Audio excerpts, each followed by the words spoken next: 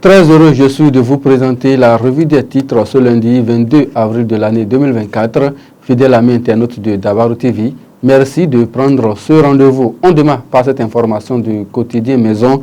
Malgré son absence sur le terrain, les idéaux de Joël Aïvo mobilisent toujours les Béninois.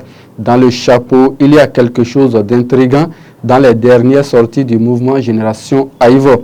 C'est la foule. Pourquoi et comment? Pour de simples cérémonies d'installation, de coordination, les populations se déplacent autant. Pourquoi le font-elles alors que le leader politique au nom duquel ces rassemblements sont organisés est en prison depuis 3 ans et risque d'y passer les 7 prochaines années si rien ne change dans le contexte politique actuel? Retrouvez les réponses à ces différentes interrogations à la page 2 du numéro de ce jour. CDD News à présent, tension autour de la répression des infractions liées au code de la route. L'honorable Rachidi Gbadamassi dénonce la récupération politique. Développement du sport à Parakou. La mairie de Parakou promet 30 millions de francs CFA aux différents clubs de la ville. Le matin à présent, Bénin 6,4% de croissance économique en 2023 contre 6,3% en 2022. Bénin fichier national des aspirants à l'enseignement supérieur. Les résultats disponibles en ligne.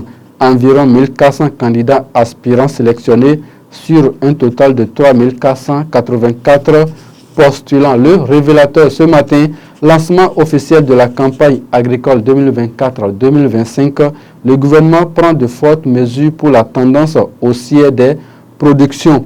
Banikwara Mopa, pendaison du chef de l'arrondissement de Sompérékou, peut-on également lire dans les colonnes du journal Le Révélateur. Daibi Info, à présent, première session ordinaire de l'année 2024 du bloc républicain. Abdoulaye Biotchane et les siens s'arment pour les enjeux électoraux de 2026.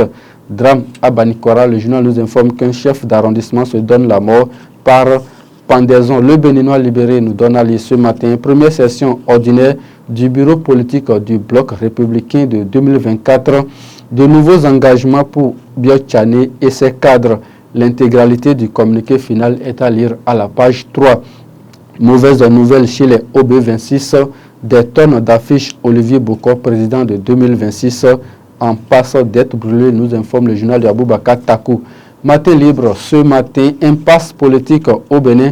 Génération Aïvo interpelle 3 groupes d'acteurs pour dénoncer les méfaits du régime. Les jeunes de l'opposition lancent le mouvement Jeudi en noir, peut-on lire dans les colonnes du journal de Sidikou. Karim, l'hebdomadaire RBM. À présent, la police tue au Bénin. Les réactions du gouvernement, des autorités policières, députés et organisations de la société civile sont à lire dans les colonnes de l'hebdomadaire. Opposition au Bénin, de nouveaux acteurs se déploient. Richard Boniworo, Kemi Seba, de nouvelles initiatives Jeudi noir et de nouvelles arrestations. Rémi Nyambakpo. Le quotidien de Ménotin, à présent, récurrence des chavirements de barques sur les plans d'eau territoriaux.